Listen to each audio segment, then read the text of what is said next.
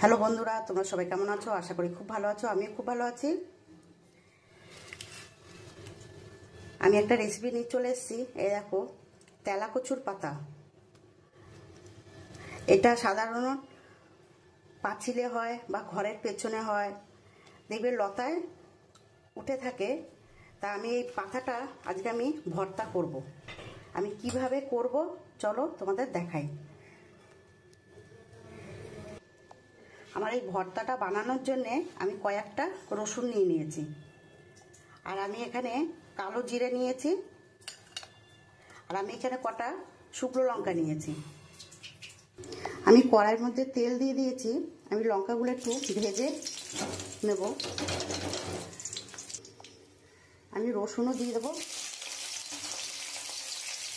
আমি এর মধ্যে কালো জিরেটাও দিয়ে দেবো।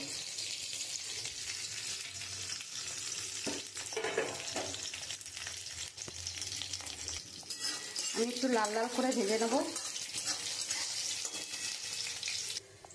দেখো বন্ধুরা, তোমরা এটা শিলেও বাটতে পারো, আবার মিক্সারেও দিতে পারো।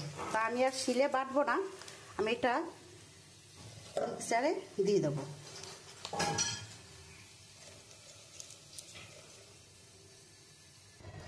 দেখো বন্ধুরা, আমি তো মিক্সারে পেস্ট করে নিয়েছি। আমি আগে একটুখানি করে নিয়েছি। এবার আমি এটা দিয়ে দেবো। আমি যেটা ভেজে রেখেছি, কালো জিরে, শুকনো লঙ্কা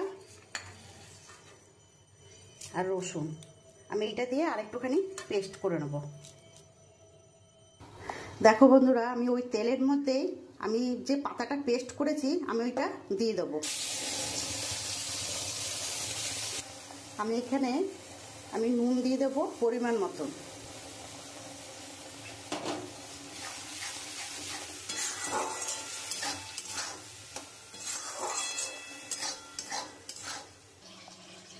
দেখো বন্ধুরা, আমার ভর্তাটা হয়ে গেছে, তেলাকচুর পাতার ভর্তাটা। তোমাদের এটা কেমন লাগলো তোমরা অবশ্যই কমেন্ট করে বলবে। আর এরকমভাবে তেলাকচুর ভর্তা খেয়ে দেখো, খুব ভালো লাগবে।